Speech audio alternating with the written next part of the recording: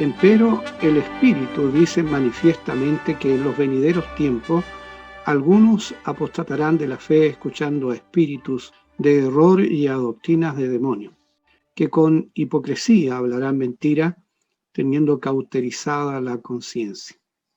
Y otra porción bíblica en Apocalipsis 3, versos 15 y 16, referida a la iglesia de la Odisea, una iglesia emblemática que los eruditos la comparan con la iglesia de los últimos tiempos, a quien el Señor dice en esta palabra: yo conozco tus obras, que ni eres frío ni caliente, ojalá fuese frío o caliente, mas porque eres tibio y no frío ni caliente, te vomitaré de mi boca. He leído 1 Timoteo 4, versos 1 y 2, y Apocalipsis 3, versos 15 y 16. Tengamos un momento de oración. Amantísimo Padre y buen Dios, continuando delante de tu presencia, y muy particularmente cuando nos disponemos a pisar terreno santo, que es el recibir el mensaje de tu palabra hacia nuestras vidas, que nos alienta, nos exhorta, nos reprende y al mismo tiempo corrige muchas veces. Queremos hacerlo con temor, con temblor, acercándonos a ti, para que tú, en tu inmensa bondad, misericordia, por medio de la obra de discernimiento de tu Santo Espíritu, nos permita recibir esta tu palabra para nuestras vidas como el alimento necesario en este instante a los corazones que nos hemos convocado en esta reunión de nuestras hermanas. Por Cristo Jesús. Amén. Bien, no quisiera comenzar a reflexionar sin antes saludar fraternalmente a esta vuestra convocatoria de AFAL Norte, confiando en que nuestro buen Dios sea bendiciendo con su presencia y guía del Espíritu Santo, como acabábamos de orar, a cada participante de esta reunión, a cada uno de ustedes. Bien, sin mayores preámbulos, hemos mencionado que estas porciones bíblicas que han sido encabezadas son versículos que aluden especialmente a los tiempos peligrosos, identificando dos grandes males que, de acuerdo a las Escrituras, afectarían a la iglesia de los últimos tiempos. Nos referimos a la insensibilidad e hipocresía espiritual. Un gran tema, por cierto, y no podemos tomarlo sino con mucho temor y temblor. Recuerdo que hace ya 1 año y 3 meses atrás, en la responsabilidad que me concierne como parte de una misión de nuestra Iglesia Metodista Independiente, me dirigí a nuestras congregaciones con el necesario y pertinente mensaje al cuerpo por el tiempo que nos aprestábamos a vivir. Lo hice con la convicción en la dirección de Dios, por medio de su palabra, por cierto, calificando a este tiempo como un tiempo especial, y por cierto no nos hemos equivocado en ello. Un tiempo que obviamente estaba en la soberanía de Dios Padre. Un tiempo que podríamos mencionar ha paralizado y ha cambiado la rutina y la fisonomía del mundo en todas sus áreas. Un tiempo único, sin parangón en la historia de la humanidad. Y debemos de consignarlo y no estar exento a esta realidad. Por lo tanto, tiempo que ha sido calificado por muchos en realidad como un tiempo de prueba para el hombre, pero que en lo que nos concierne, pienso también que es un tiempo especial, por cierto, en los propósitos de Dios, un tiempo único para la iglesia, tiempo que podríamos calificar como tiempo de sobregracia en la gracia. Quiero detenerme un momento para explicar lo que acabo de mencionar. Tiempo de sobregracia.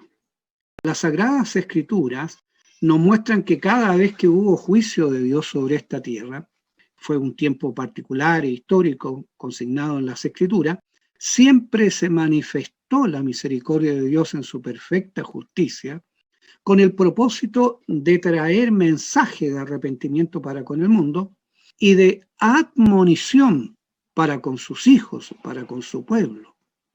Lo vemos, por ejemplo, en el periodo prediluviano, que podemos comparar en Génesis 6 en su capítulo, en su extensión, y como así también lo ratifica Segunda de Pedro, capítulo 2, verso 5, con Noé, predicando como pregonero de justicia por decenios a un mundo corrupto y asegurando en los últimos 40 años a su descendencia salvación por medio de la promesa de Dios. También lo observamos en los tiempos de Abraham, llevando juicio con la disposición de encontrar justo a un uno en la corrompida Sodoma y Gomorra, y trayendo salvación a Lot y su familia, excepto a su esposa, como nos relata Génesis 19, del verso 17 al 19. O bien en el periodo de la liberación del pueblo judío en días de Moisés, otorgando oportunidad al faraón y a la nación egipcia, al mismo tiempo enseñando y obrando en salvación a su pueblo. Quizás estos ejemplos que acabo de señalar sean los más emblemáticos de muchos en que la conducta eterna de Dios que se ha manifestado siempre muestra la obra de Dios para llamar a arrepentimiento en tiempos históricos y al mismo tiempo de cuidado y de admonición para sus hijos, buscando, por cierto, la restitución de aquellas cosas que son básicas y fundamentales para la vida del creyente. Por lo tanto, con esto yo acabo solo de mencionar que siempre en la gracia hubo un tiempo de sobregracia. ¿Por qué señalo esto?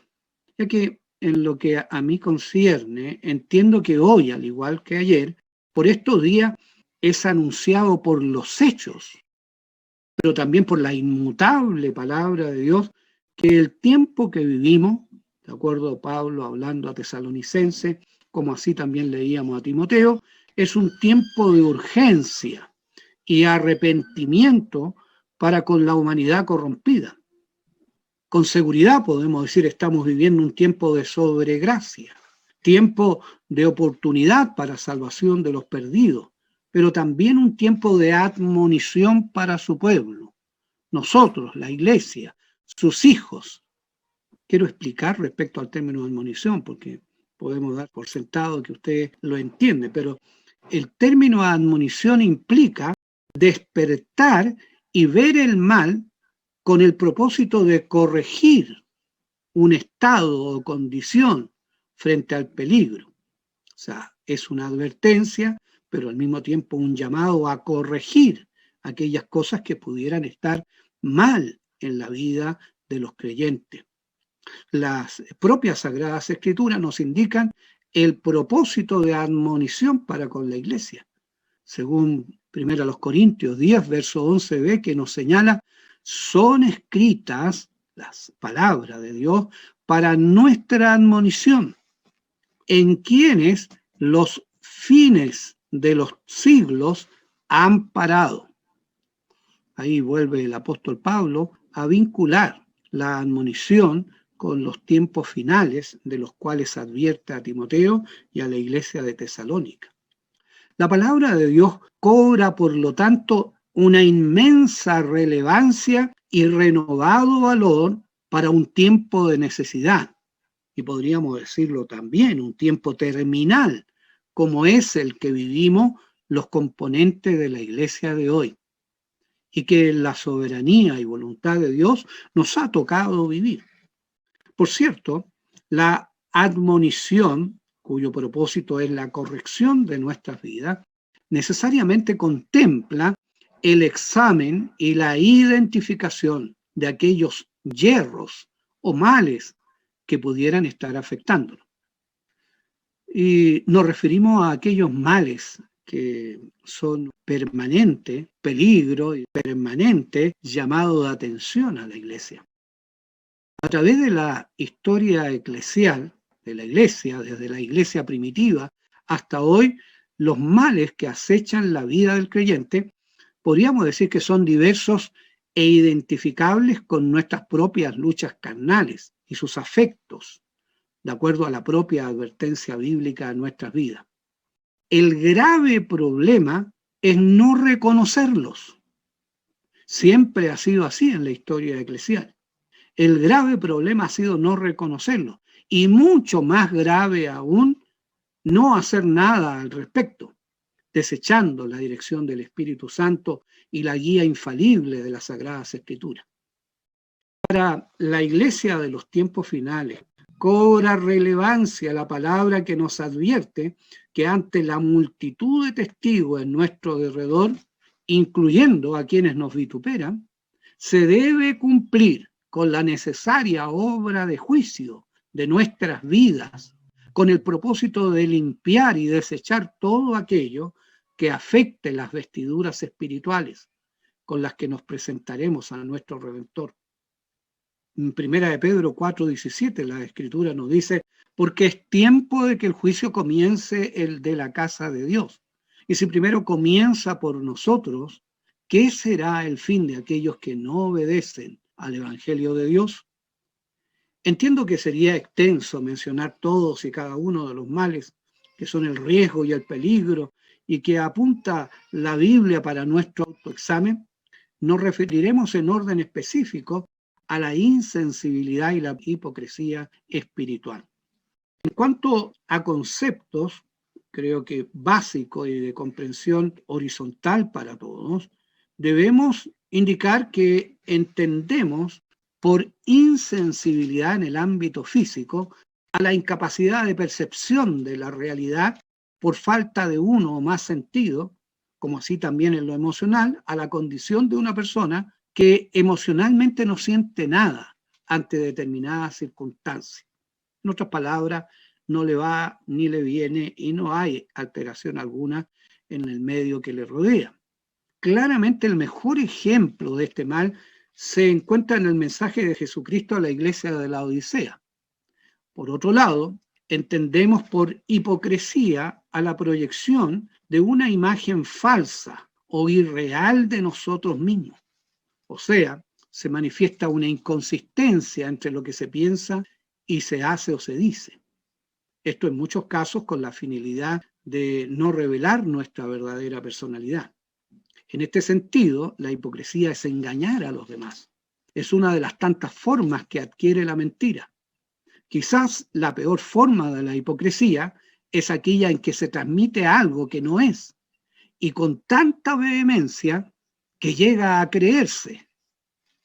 Tanto es así que muchos se engañan a sí mismos, como lo fue el ejemplo farisaico de los propios fariseos y escribas, religiosos de los tiempos del Señor Jesús, a quien él fustigó por dicha condición. Le invito pues a revisar estos dos males espirituales por medio de los dos ejemplos señalados. En primer lugar, la insensibilidad y su vinculación con la iglesia de la Odisea. Para ello voy a permitirme leer Apocalipsis 3 del verso 14 al 22. Y escribe al ángel de la iglesia en la Odisea. He aquí el amén, el testigo fiel y verdadero. El principio de la creación de Dios dice esto. Yo conozco tus obras, que ni eres frío ni caliente. Ojalá fueres frío o caliente.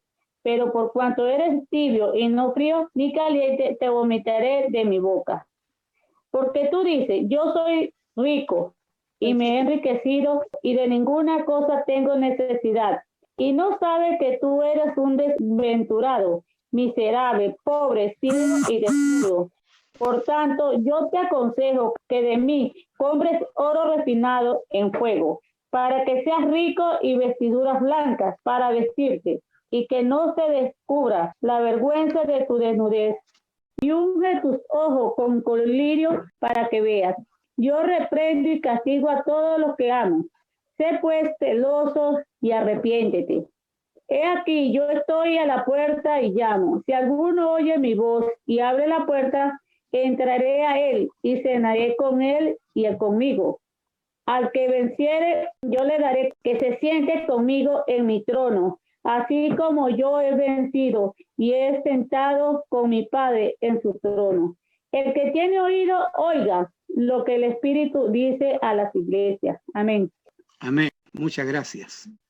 Realmente podemos observar, al meditar en esta porción bíblica, que el mensaje a esta iglesia expresa y demuestra la falta propia de percepción O sea, la iglesia misma tenía una falsa percepción de sí mismo, de su realidad, a causa, por cierto, de la ineficacia o incapacidad de sus sentidos.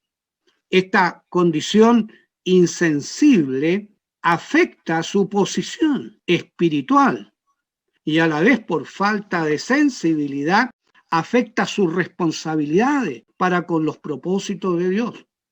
De acuerdo a la gran mayoría de los eruditos bíblicos, quienes concluyen que esta iglesia representa la iglesia de los últimos tiempos, como también sus características tan marcadamente lamentables y aborrecibles que la hacen repudiada a los ojos de Dios, señalan que esta iglesia se lleva la más contundente reprensión entre todas las cartas a las iglesias del Apocalipsis. Esto nos da la idea del grado de corrupción y perfil anticristiano que ostenta esta iglesia y que por ende es materia de un serio estudio para nuestro propio y personal examen, en el propósito de enmendar aspectos que pudieran estar siendo reflejados en nosotros mismos. Es materia de oportuno y urgente, como preparación para el encuentro con Jesucristo, hacerlo. Quisiera tomar un tiempo para observar la presentación que ustedes escucharon del Señor Jesucristo a esta iglesia. Hacía un paréntesis en un estudio bíblico profético que realizamos con nuestra iglesia para decir estas palabras porque me revisten gran importancia para la comprensión de nuestras vidas, la comprensión de los que componemos la manada pequeña, la iglesia fiel de Jesucristo, de observar la manera como el Señor se presenta a esta iglesia. Y quisiera tomar un tiempo para ello. Él le dice a esta iglesia: he aquí, dice el Amén, el testigo fiel y verdadero, el principio de la creación de Dios. En primer término, debemos recordar que la palabra amén significa literalmente que así sea, ustedes lo saben. Ampliada también es así es, o sea, es una ratificación terminante como también una afirmación absoluta. No hay lugar a dudas, es absoluta verdad. En esta consideración debemos con mucho respeto entender que Jesucristo se presenta como aquel, el Amén, el único en que podemos confiar plenamente en razón de que todas las cosas están cumplidas y afirmadas en él. Todo lo que ha dicho se cumplirá por él mismo. Esto es un absoluto para la iglesia y para cada una de nuestras vidas. Cuán importante es examinar dónde está puesta nuestra confianza en estos días de tanta necesidad. Es por ello que enfatizo esto con reverencial respeto, porque debemos entender que cuando decimos amén con conciencia espiritual, estamos confirmando nuestra convicción en la fidelidad de Dios. Esto es muy personal porque implica nuestro vínculo con Dios mismo. No debe ser una muletilla como muchos malamente utilizan, sino la expresión consciente de nuestra fe personal y nuestra relación con el autor y consumador de la fe. Jesucristo aquí está señalando y enseñando esta verdad a la iglesia de la Odisea, que al parecer no conocían o bien no se les había revelado en su integridad. El apóstol Pablo le entregó esta enseñanza a la iglesia de los Corintios, como hoy día nosotros la estamos recibiendo del Señor. Cuando Pablo le habla a los Corintios, les dice: porque todas las promesas de Dios son en él sí, y en él amén, por nosotros a gloria de Dios. Y el que nos confirma con vosotros en Cristo, y el que nos ungió es Dios, el cual también nos ha sellado y dado la prenda del Espíritu en nuestros corazones. Acabo de leer la porción de 2 Corintios capítulo 1, entre sus versos 20 al verso 22. Esta porción bíblica es una enseñanza que reafirma lo ya indicado y enfatiza que todas las promesas de Dios tienen su amén en Cristo. y que se diferencia radicalmente del hombre en su vana y fluctuante posición. La palabra santa nos confirma esto diciendo: Dios no es hombre para que mienta, ni hijo de hombre para que se arrepienta. Él dijo y no hará, habló y no lo ejecutará. Palabras que se encuentran en Números, capítulo 23, verso 19. Pero también la enseñanza del apóstol Pablo a los Corintios, vinculada a la iglesia de la Odisea, delata algo con que podemos mirar a la iglesia misma de la Odisea. Ya dijimos que considerar a Jesucristo en nuestra vida como el amén es resultado del vínculo personal que tenemos en nuestra convicción y fe en Él. Por estos días no son pocos los que hablan acerca de la calidad de la iglesia de estos tiempos, lejana a la identificación con Cristo. Esto es una prueba en definitiva que somos hijos de Dios, que hemos sido confirmados y sellados como tales. Por eso dice la palabra leída: y el que nos confirma con vosotros en Cristo y el que nos ungió es Dios, el cual también nos ha sellado y dado la prenda del Espíritu en nuestros corazones. Esto apunta entonces a que la iglesia de la Odisea, en su insensibilidad, vivía lejano a esta comprensión práctica, producto de un mal, la insensibilidad, que había disipado la verdad. Y esta es una materia muy seria a considerar en nuestras vidas. La iglesia debe tener y darse el tiempo para reflexionar, meditar y examinar respecto a su posición en el Señor. En segundo término, Jesucristo se manifiesta y revela a esta iglesia como el testigo fiel y verdadero, recalcando la calidad única y suprema de su rol como aquel que da testimonio de todas las cosas fielmente. Todos nosotros conocemos la realidad en la corrupción humana del uso en juicio de testigos falsos. Esto es de tiempos bíblicos, realidad seguramente que la Odisea conocía, testigos falsos que mienten para alcanzar sus propios intereses. Aun cuando hayan jurado por Dios con la mano en la Biblia, o como lo hacen muchos agnósticos que juran por sus propios hijos y familia, pero que en definitiva solo engañan. Jesucristo es el contraste de esta corrupción. Es la única verdad real y absoluta. Fuera de Él no hay nada ni nadie. Y Jesucristo mantendrá la verdad siempre. La insensible iglesia de la Odisea había extraviado esta relación con Cristo. Jesucristo, Él no necesita juramentar su testimonio en algo externo a su naturaleza santa y perfecta como Dios. Él, como amén, se avala a sí mismo, como dice Hebreos 6:13. No pudiendo jurar por otro mayor, juró por sí mismo. Este apelativo de fiel y verdadero está visto y vinculado en el libro de Apocalipsis en el contexto de juicio, como hemos visto. La otra referencia en que se aparece se encuentra en la visión del apóstol Juan descrita en Apocalipsis 19:11, en que escribe: y vi el cielo abierto y he aquí un caballo blanco, y el que estaba sentado sobre él era llamado fiel y verdadero, el cual con justicia juzga y pelea. Claramente la revelación nos muestra al rey, al juez, al gran guerrero que se apresta a enfrentarse en juicio al mundo perverso. Al término de la gran tribulación ha reunido a la multitud de sus ejércitos, osando desafiar este mundo perverso al todopoderoso Rey de Reyes. Cuando Juan observa el cielo abierto, indica la gráfica referencia al privilegio del creyente de mirar con fe la gloria suprema de Dios y su Hijo Jesucristo. Esto fue similar a la consoladora visión de Esteban cuando era martirizado. Se recordarán que él exclamó, y esto está cotejado en Hechos capítulo 7:56 y en Mateo 3:16. Esteban dijo: he aquí veo los cielos abiertos y el Hijo del Hombre que está a la diestra de Dios. Esto hoy tiene un tremendo aliciente para la iglesia. Mientras más se acerque el día esplendoroso para el creyente, más evidente será este cielo abierto para nosotros los que hemos creído. Seremos más conscientes, ya que su inmensa misericordia, en medio de la oscuridad y la prueba, Él nos sustentará con su gloria y luz. ¡Qué misericordia bendita tiene Dios para con nosotros, para con la iglesia! Juan, en su visión, ve al caballo blanco que representa la dignidad del que lo monta.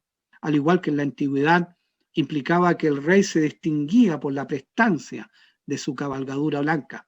Así Juan ve a Jesucristo, a quien con mucha reverencia se refiere como el que está sentado en el caballo, identificándolo como el fiel y verdadero. Así también identifica su tarea, que es de juicio y pelea, con el respaldo de la propia justificación, de su obra perfecta y toda suficiente, con que todos seremos juzgados. ¿Por qué se presenta así a la iglesia de la Odisea? Esta iglesia que había perdido la relación y la realidad respecto a Cristo. Esto es porque viene con propiedad a juzgar a esta iglesia y su comportamiento.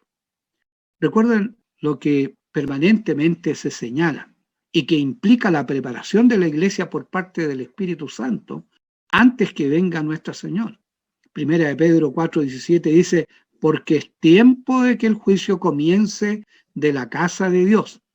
Y si primero comienza por nosotros, ¿qué será el fin de aquellos que no obedecen al Evangelio de Dios? En tercer lugar, la presentación de Jesucristo a la Odisea señala el principio de la creación de Dios. Esto la palabra de Dios lo interpreta a la perfección en Colosenses 1, capítulo 17 al 23. Nos dice la Escritura: y Él es antes de todas las cosas, y por Él todas las cosas subsisten, y Él es la cabeza del cuerpo, que es la iglesia, el que es el principio, el primogénito de los muertos, para que en todo tenga el primado, por cuanto agradó al Padre que en Él habitase toda plenitud, y por Él reconciliar todas las cosas así, pacificando por la sangre de su cruz, así lo que está en la tierra como lo que está en los cielos. A vosotros también, que eras en otro tiempo extraños y enemigos de ánimo en malas obras, ahora empero os ha reconciliado en el cuerpo de su carne, por medio de su muerte, para haceros santos y sin mancha e irreprensibles delante de Él.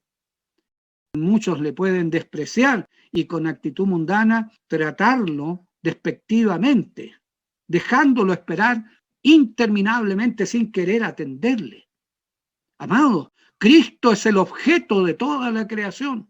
Todo fue creado por Él y para Él, y aún más si este mundo sigue rotando y sujeto a las leyes absolutas del cielo, es por su propia voluntad.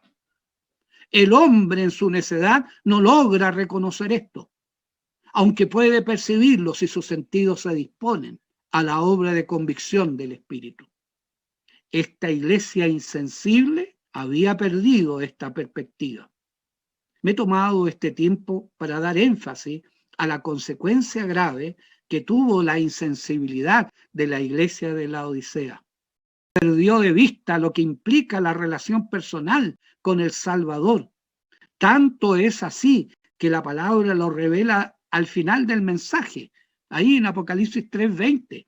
Es abrumante cuando el Señor dice: he aquí yo estoy a la puerta y llamo. Si alguno oyere mi voz y abriere la puerta, entraré a él y cenaré con él y él conmigo. La insensibilidad de esta iglesia había dejado afuera al Señor, al autor de todo. Terriblemente debemos notar esto, que Jesucristo está afuera, está tocando la puerta. Hoy la iglesia ha perdido la identidad con Cristo, adoleciendo del compromiso con el autor y consumador de la fe. Muchos creyentes, al llegar a este tiempo de sobregracia, habían perdido la satisfacción de la relación personal con Jesucristo a causa de la insensibilidad espiritual, o mejor entendido, a causa de no colocar nuestros sentidos bajo la dirección de Dios y su palabra. Y aún hay muchos más que están en la deplorable condición, insensibles a la voz de Dios. Pero, amado, sigue replicándose la tierna invitación de Cristo. Invitación disponible. He aquí yo estoy a la puerta y llamo. Si alguno oyere mi voz y abriere la puerta, entraré a él y cenaré con él y él conmigo. Permítanme señalar que esta pérdida de sensibilidad y de identificación con Cristo le trajo a la iglesia de la Odisea una tibieza espiritual aborrecible a los ojos de Dios y una errada percepción de sí misma y otros tantos males como la falta de discernimiento espiritual o reconocimiento de sus pecados y debilidades, soberbia, orgullo, falta de humildad y finalmente la apostasía, porque dejaron a Cristo fuera. Bien dice la Escritura al respecto de la Odisea: yo conozco tus obras, que ni eres frío ni caliente. Ojalá fueses frío o caliente, más porque eres tibio y no frío ni caliente, te vomitaré de mi boca. Porque tú dices: yo soy rico y estoy enriquecido y no tengo necesidad de ninguna cosa, y no conoces que tú eres un cuitado y miserable y pobre y ciego, desnudo. Terrible mensaje de la palabra a una iglesia que ya he mencionado. La mayoría de los eruditos bíblicos la comparan a la iglesia de los últimos tiempos. Aquí se nos devela que el orgullo o soberbia de la Odisea le provocó ceguera. Sin ese sentido, difícilmente podemos estar conscientes de la realidad que nos circunda. Me refiero al sentido espiritual. Por eso, de una manera admirable, así como Cristo y Juan, cuando su predicación era escuchada, ellos clamaban para que aquellos que tenían ojos vieran y oídos oyeran. Aquí también el Espíritu, de la misma manera, clama a la iglesia que el que tenga ojos vea la realidad espiritual y oiga el mensaje de Dios a una iglesia que puede estar adormecida o lejana, producto de la misma insensibilidad característica de la Odisea. Esto también le provocó una equivocada autosuficiencia. Qué terrible darse cuenta que muchas veces necesitamos, tal cual como lo digo, necesitamos que nuestro Dios nos muestre que dependemos de Él. Hay muchos que pueden errar, y de hecho en misericordia el Señor nos ha enseñado en este último tiempo la necesidad de depender de Él en todas las cosas, en todas las cosas. La ceguera espiritual trae autosuficiencia. Así lo peor que pudiera pasar le ocurrió a la iglesia de la Odisea. Comenzó a vivir en la mentira, y no hay peor mentiroso que aquel que se miente a sí mismo, creyendo que todo está bien y que todo está controlado y no hay nada malo en mí por justificación propia.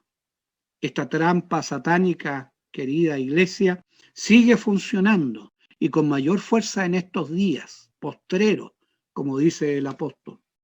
Cuando la iglesia o el creyente se vuelve insensible, se pierde la humildad, se alejan de la dependencia necesaria de nuestro Dios y de la realidad verdadera que implica que sin Dios nada somos.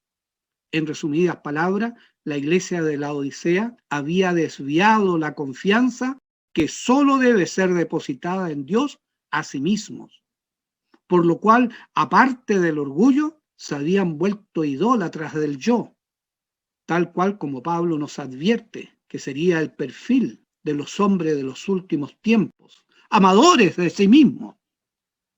La iglesia de la Odisea, en su insensibilidad, no lograba distinguir lo despreciable que era y necesitada que era ante los ojos de Dios. Cuán diferente a esto es cuando entendemos que somos necesitados de Dios todo el tiempo. Porque cuando lo hacemos, entonces se manifiesta el poder de Dios. El apóstol Pablo declara en 2 Corintios 12:10, por lo cual me gozo en las flaquezas, en afrentas, en necesidades, en persecuciones, en angustia por Cristo. Porque cuando soy flaco, entonces soy poderoso. Amada iglesia, este es el motivo por el cual hoy muchos creen que no necesitan de Dios. Se bastan a sí mismos confiados en sus vanos racionamientos, en los variados recursos efímeros que tienen a disposición. No sé si usted se ha puesto a pensar, yo lo he hecho, que quizás esta sea una razón por la cual Dios permitió que se detuviera la marcha de este mundo y recordó quién es el hombre, que aún con todos los recursos que dispone, ciencia, tecnología, bienes materiales, etcétera, no ha podido contener un pequeño pero mortal virus. Iglesia, la palabra está escrita para nuestra admonición. Si hay algo que corregir, debemos hacerlo, porque grave sería que en nuestra insensibilidad no aceptáramos la voz de Dios a nuestros corazones. El segundo mal, como habíamos hablado, es la hipocresía. Y me permití comparar con el ejemplo emblemático de la hipocresía fariseica. Decíamos respecto a la hipocresía que la mejor representación bíblica de ella fue la encarnación de la misma en la clase religiosa de los tiempos del Maestro. Cristo fustigó permanentemente, develando la actitud y comportamiento hipócrita de los escribas y fariseos. Tenemos estos antecedentes en los evangelios, particularmente en el Evangelio según San Mateo, en el que en esta ocasión nos remitiremos para poder hacer una breve reflexión al respecto. Algunas porciones que demuestran fehacientemente la reprensión de Jesús a esta actitud y condición reprobable son, por ejemplo, Mateo 6, verso 2, que dice: cuando pues haces limosna, no hagas tocar trompeta delante de ti, como hacen los hipócritas en las sinagogas y en las plazas, para ser estimados de los hombres. De cierto os digo que ya tienen su recompensa. O Mateo 6:5, cuando dice: y cuando oras, no seas como los hipócritas, porque ellos aman el orar en las sinagogas y en los cantones de las calles en pie, para ser vistos de los hombres. De cierto os digo que ya tienen su pago. O Mateo 6:16, y cuando ayunáis, no seáis como los hipócritas austeros, porque ellos demudan sus rostros para parecer a los hombres que ayunan. De cierto os digo que ya tienen su pago. O Mateo 22:18, donde nos dice la palabra del Señor: mas Jesús, entendida la malicia de ellos, les dice: ¿por qué me tentáis, hipócritas? Todas estas reprensiones son explícitas en cuanto a la conducta reprobable de estos maestros de la religión en los tiempos del Señor.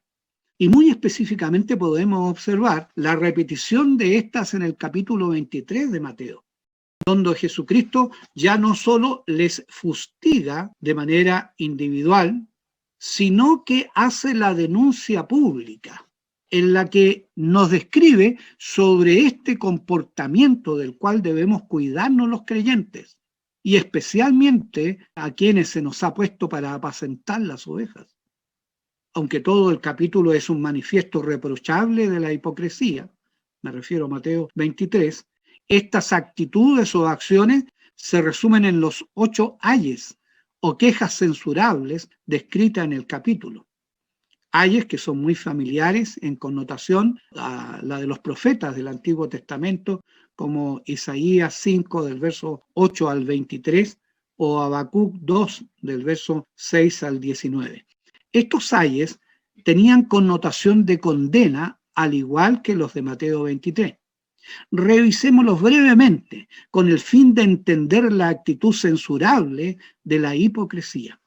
En Mateo 23, del verso 1 al 4, se nos señala que eran expertos en atar cargas pesadas sobre otros.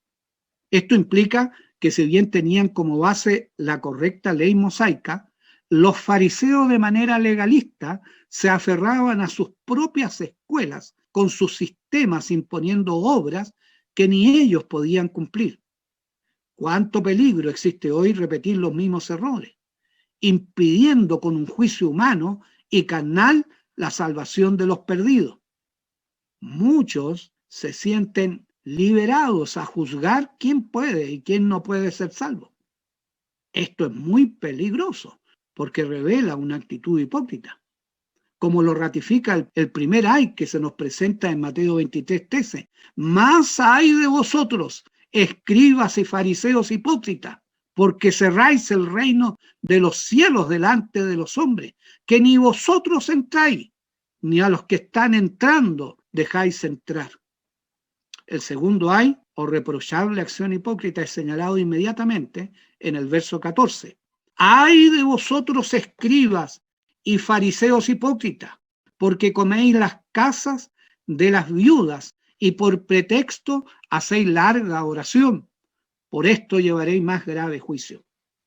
¿Qué implica este ay? Esto implica el aprovechamiento y literal robo de aquellas personas desvalidas como las viudas, con el agravante de utilizar el santísimo recurso de la oración como excusa de sus actos, pervirtiendo su finalidad santa. Esto implicaba una actitud absolutamente condenable a los ojos de Dios. Me recuerdo a Spurgeon, que solía señalar al respecto y comentaba, abre comillas, estas palabras prueban que hay grado de castigo, así como hay gradaciones en gloria, decía Spurgeon, todos los impíos serán juzgados y condenados por el juez justo, pero la mayor condenación será reservada para los hipócritas. Luego viene en Mateo 24:15.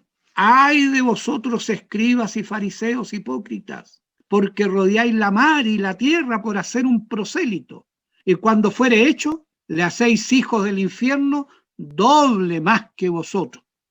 Esta es una actitud sobresaliente del perfil de un hipócrita, porque siempre estará preocupado de sumar adeptos a su persona, a quienes le siguieren, haciéndoles prosélitos, exento de la libertad con que Cristo hace libre.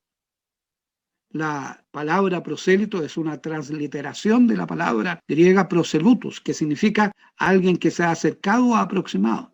El prosélito en los tiempos del Señor es aquel que se había convertido a los sistemas fariseicos, o sea, se había convertido al judaísmo en su máximo sentido. Estos son, y vuelvo a insistir, aquellos que están más preocupados de sumar adeptos a su persona que llevar almas a Cristo. Es duro, pero esto que he mencionado, muchos eruditos también lo sostienen, como Barclay, por ejemplo, y otros tantos más. Luego, en el verso 16, ¡ay de vosotros, guías ciegos, que decís, cualquiera que jurare por el templo es nada, más cualquiera que jurare por el oro del templo, deudor es!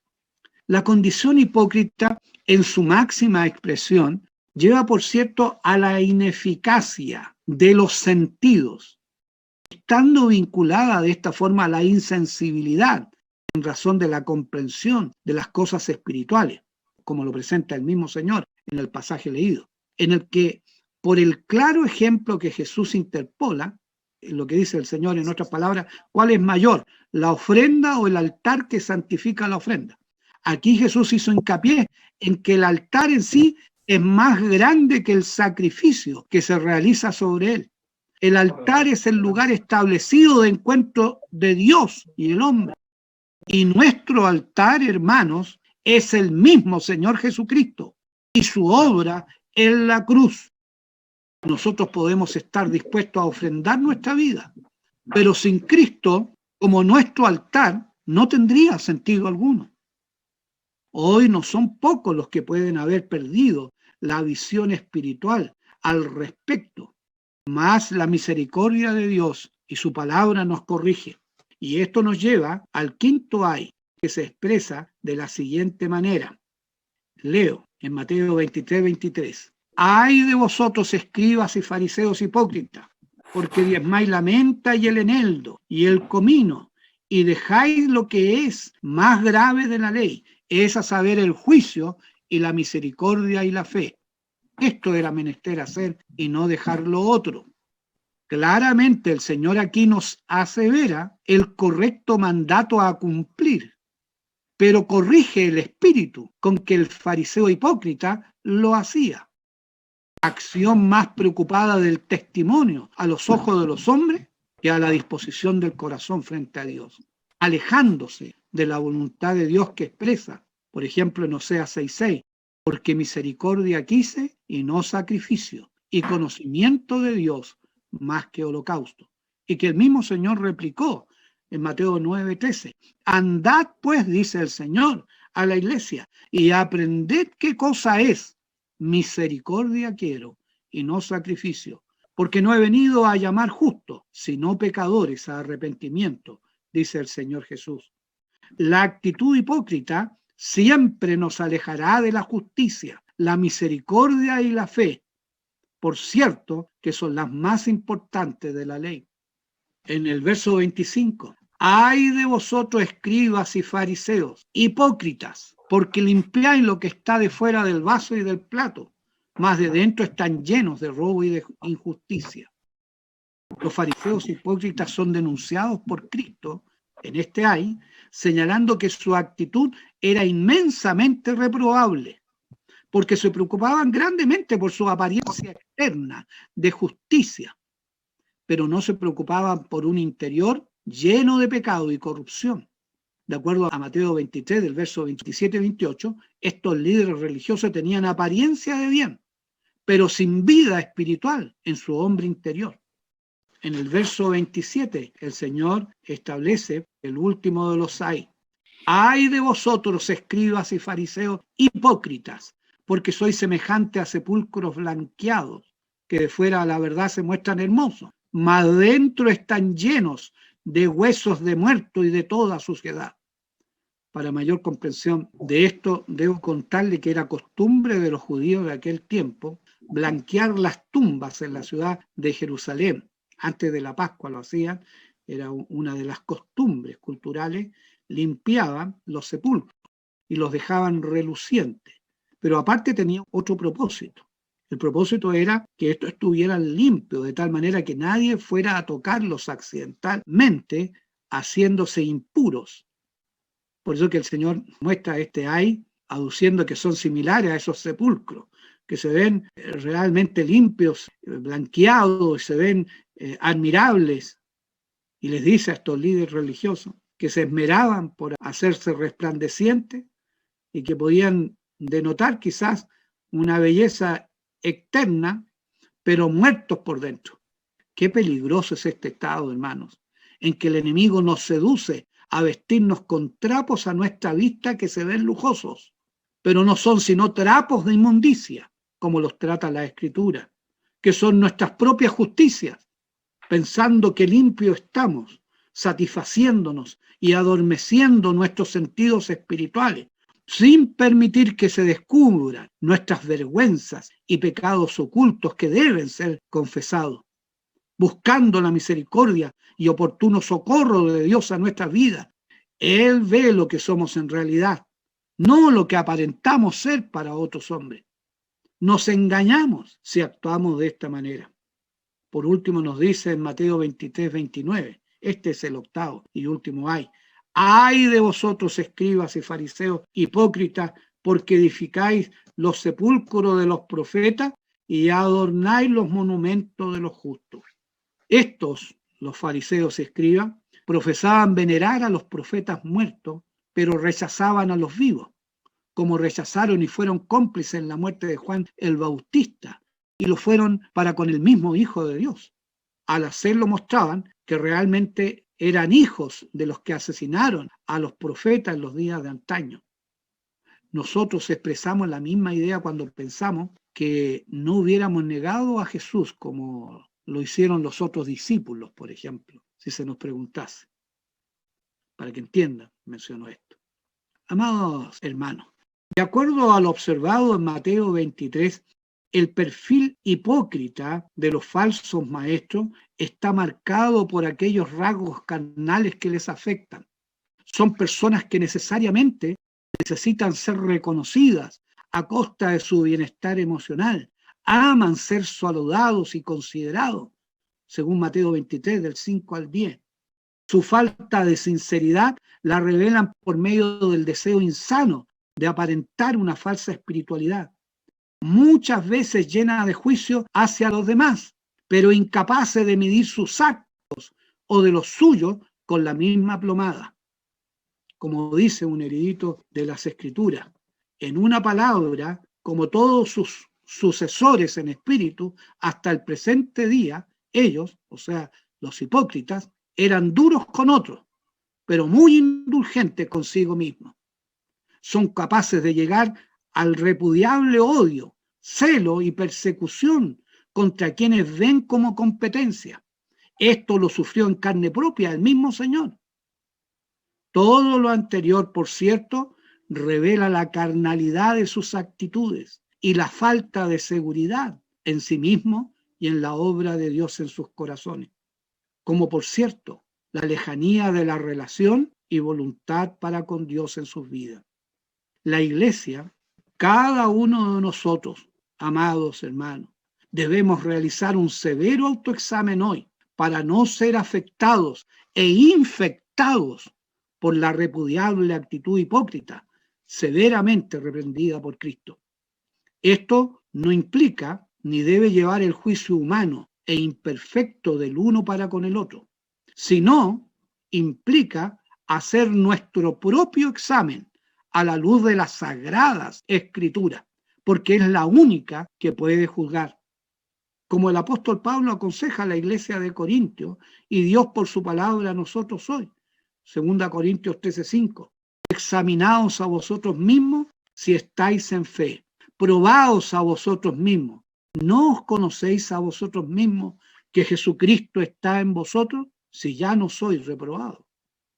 Así como a la reprochable iglesia de la Odisea, reprendida por su insensibilidad espiritual, Jesucristo le otorgó a esta iglesia una esperanzadora invitación a resarcirse de su condición. El Señor le dice, le pide que de él compre oro afinado y que unja sus ojos con colirio para que pudiera ver y recobrar el sentido que le dé conciencia espiritual. Así como le ofrece esto a la iglesia de la Odisea en su insensibilidad, de la misma manera la palabra expresa que aunque los fariseos y escribas eran objeto de la fuerte reprensión de Jesucristo, él les habló así por dos razones. Primero, que no engañaran a otros. Y segundo, les habló así porque les amaba. Sí, escuchó bien. Aunque resulte difícil entenderlo. Él les llamaba a arrepentimiento y a advertencia ante el juicio venidero. Por cierto, no quiero ahondar más en estos puntos porque yo creo que amerita nuestra reflexión personal en lo que ya hemos dicho. Deseo finalmente, eso sí, reafirmar que en este tiempo de gracia y en virtud de su sobregracia que nos está concediendo por estos días, el Señor nos llama claramente y nos da y aporta un mensaje contingente, porque este ha sido un tiempo lleno de matices, enseñanzas y vivencias para cada uno de nosotros, para cada creyente, así como yo las he tenido, usted también las ha tenido, donde el cúmulo vasto de experiencias diversas, circunstancias en las cuales hemos derramado nuestra alma delante del Señor en oración, en este tiempo, en que Dios quiere hacer su voluntad y que en su soberanía nos ha permitido que vivamos y que por medio de la bendita presencia de nuestro Señor Jesucristo, que a través del Paracleto, o sea, el Santo Espíritu, que por medio de la viva y eficaz palabra de Dios, que es el medio de gracia para nuestra admonición, nosotros dejemos esta instancia. Y les exhorto pues a esto, a tener muy presente lo que hemos visto, derramando nuestras almas en humillación delante del altar, aquel altar santo y bendito, buscando el perdón de Dios por aquellas actitudes y ofensas hacia la santidad de Dios Trino, con el sentido y comprensión que el Señor en su soberanía nos permite vivir esto, porque por delante nuestro está el tiempo de refrigerio. Termino con la inspiradora promesa y convicción. Estando confiado de esto, que el que comenzó en vosotros la buena obra, la perfeccionará hasta el día de Jesucristo. Filipenses 1:6. Todo sea para la gloria de Dios. Que el Señor les sea bendiciendo.